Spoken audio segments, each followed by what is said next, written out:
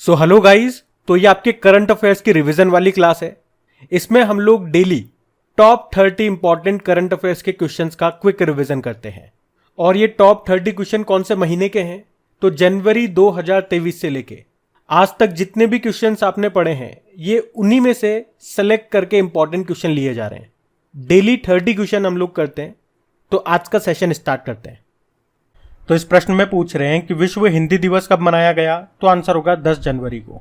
और 10 जनवरी को ही क्यों मनाते हैं? क्योंकि 10 जनवरी 1975 में पहला विश्व हिंदी सम्मेलन ये हुआ था नागपुर, महाराष्ट्र में। लेकिन अगर पूछे राष्ट्रीय हिंदी दिवस कब मनाया जाता है, नेशनल हिंदी डे, 14 सितंबर को।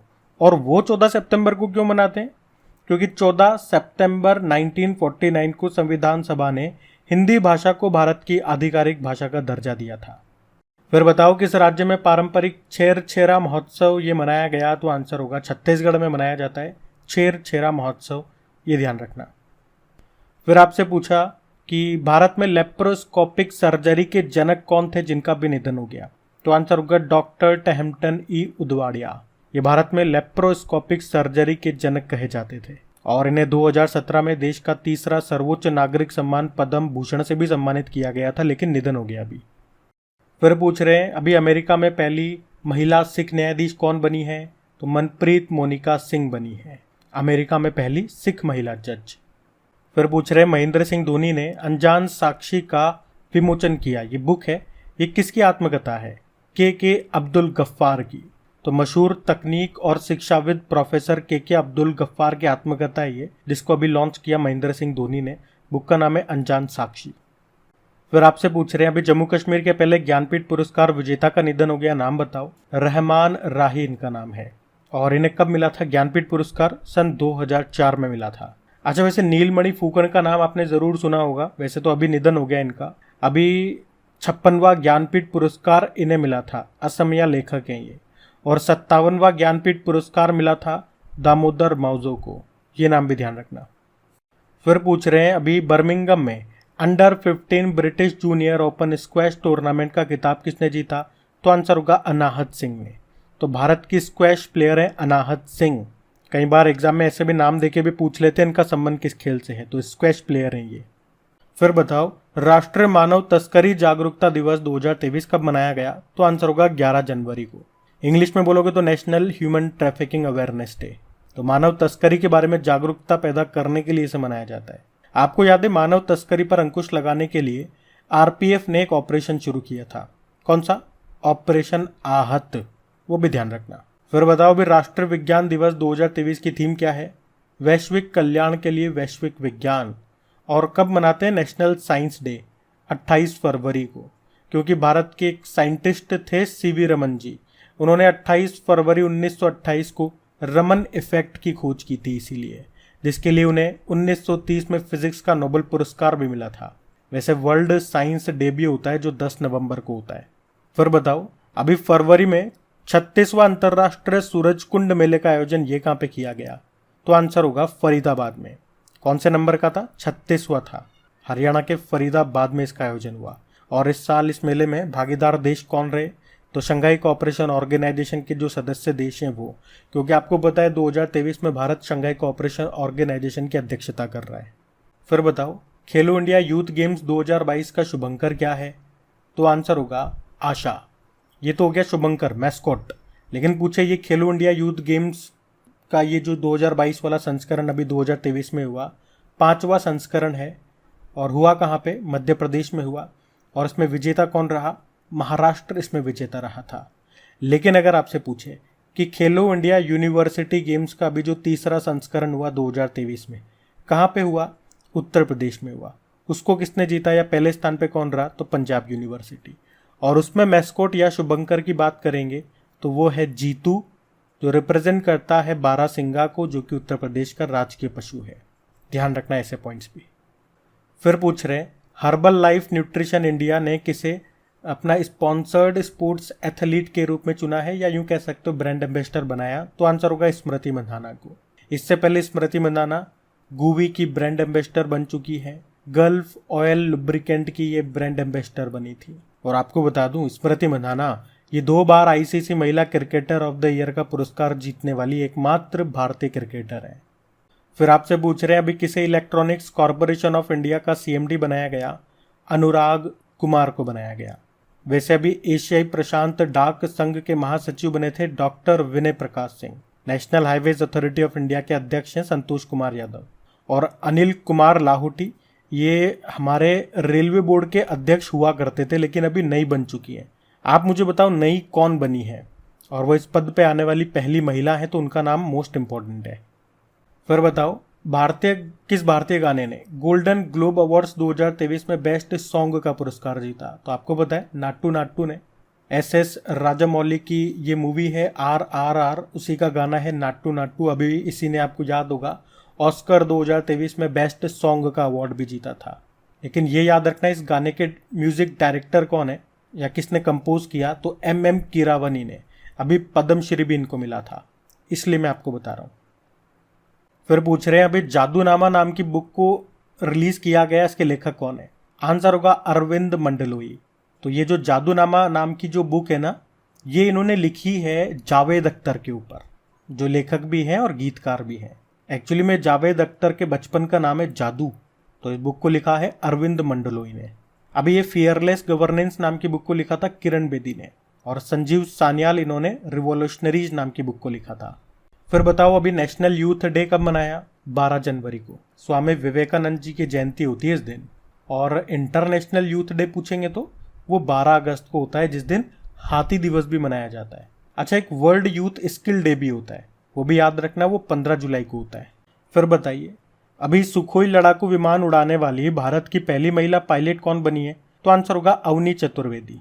आपको याद है इस साल के स्टार्टिंग में हमने जापान के साथ एक वीर गार्जियन नाम का एक्सरसाइज किया था जापान में ही, तो वहीं पे भारतीय वायुसेना की पहली महिला फाइटर पायलट यानी कि अवनी चतुर्वेदी, इन्होंने उसमें पार्टिसिपेट किया और इस तरह से वे भारत की पहली महिला फाइटर पायलट बन गई जिन्होंने विदेशी धरती पर होने वाले किसी भी हवाई युद्धाभ्यास में हिस्सा लिया।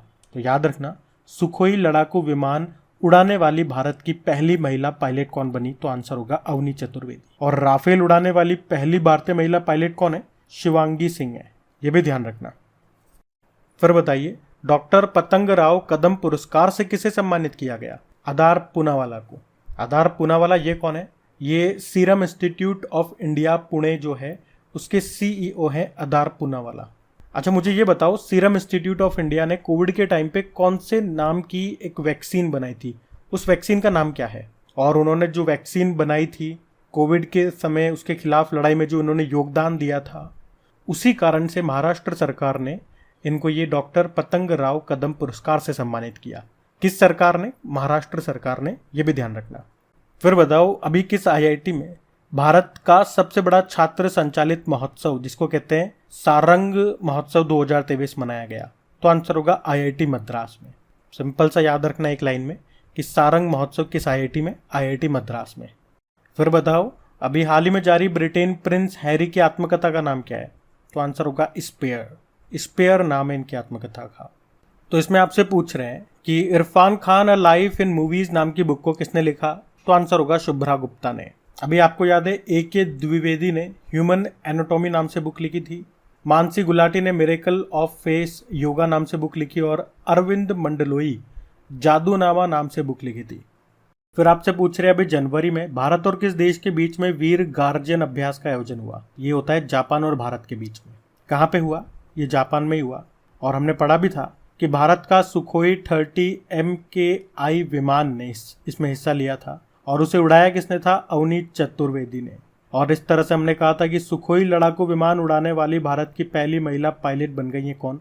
अवनी चतुर्वेदी। वैसे जापान के साथ और कौन कौन सी एक्सरसाइज करते हैं हम?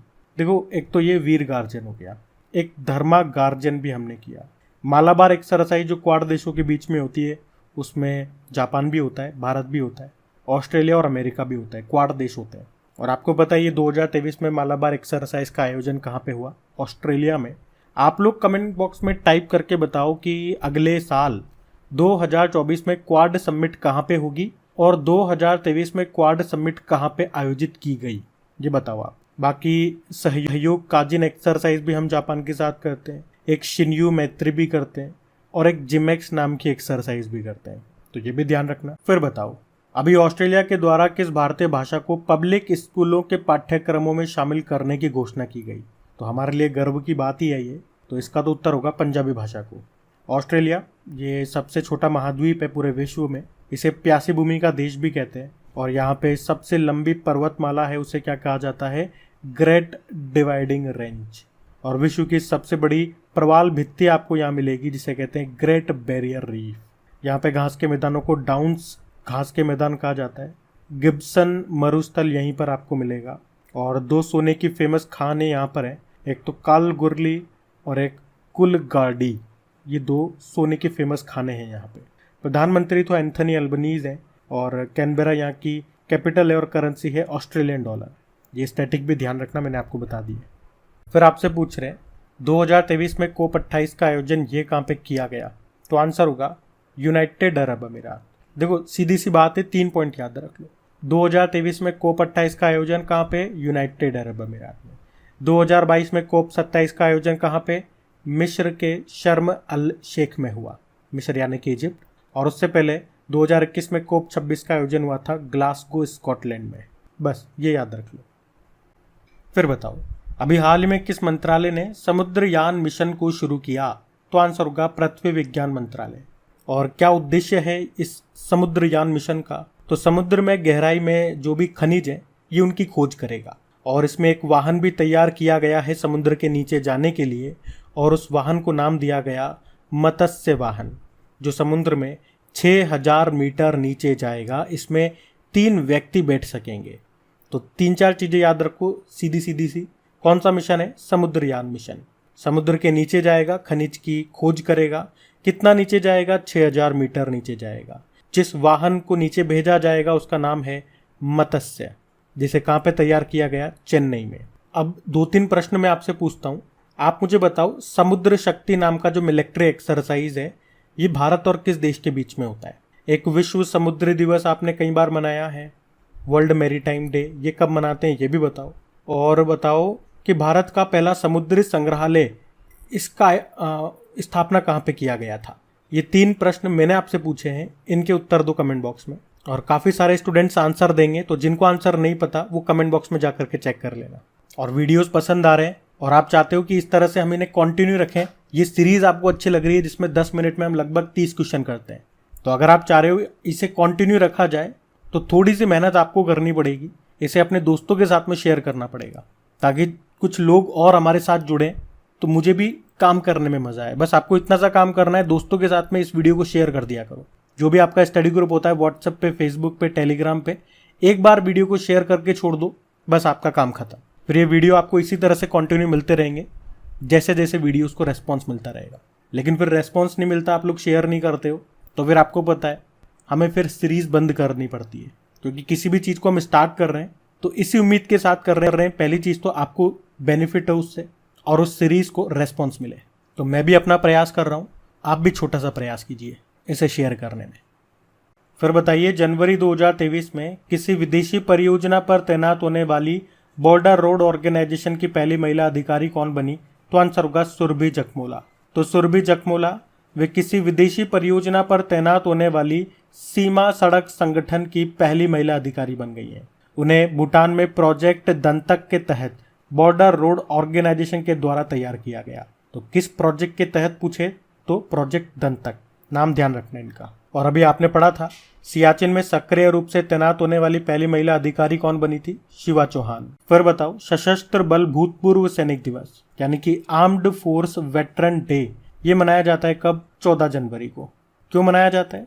क्योंकि हमारे जो पहले कमांडर इन चीफ थे मार्शल KM करियप्पा, वो रिटायर्ड हुए थे, इसीलिए इस दिन को मनाया जाता है। तो बड़ा आसान है, जब ये रिटायर्ड हुए थे जिस दिन को यानी कि 14 जनवरी को, तो हमने ये दिन मनाया।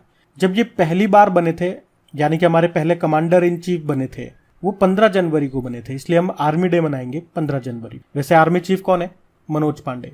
और एयर चीफ मार्शल विवेक राम चौधरी हैं और नेवल चीफ हैं R हरि कुमार। वैसे हमारे दूसरे नंबर के CDS chief of defence staff कौन है? अनिल चौहान है। तो ये थी आज की आपकी करंट अफेयर्स की रिवीजन वाली क्लास। कैसी लगी आपको क्लास? कमेंट करके जरूर बताओ। क्या स्कोर रहा आपका? और क्या ये क्लास आपके लिए हेल्पफुल साबित हुई? क्या इससे आपको मदद मिलेगी आपकी पढ़ाई में चीज़ों को याद रखने में? और अगर आप चाहते हो इसे हम कंटिन्यू रखें या नंबर ऑफ क्वेश्चन और भी ज़्यादा बढ़ाएं, तो इसमें आपको भी सपोर्ट करना पड़ेगा, आपकी भी मदद लगेगी। इसे अपने दोस्तों के साथ में आपको शेयर करना पड़ेगा। जितने ज़्यादा स्टूडेंट्स जुड़ेंगे, मुझे भी इसमें समय देने पे और काम करने में मज़ा आएगा। अब बस आपको क्या करना है, अपने दोस्तों के साथ में जो भी आपका स्टडी ग्रुप है व्हाट्सएप पे या टेलीग्राम पे, इसे एक बार शेयर कर देना। डेली मैं वीडियो लेकर के आऊँगा, ये करंट अफेयर्स का रिवीजन वाला डेली आपको शेयर करना है। बाकी क्विज भी आप लगाते रहें आपकी क्रिक एग्जाम एप्लीकेशन में, हर तरह की वहाँ आपको क्विज मिलेगी, स्टैटिक भी, करंट अफेयर्स वाली भी। लिंक नीचे डिस्क्रिप्शन बॉक्स में है। तो बस आज के लिए थैंक यू।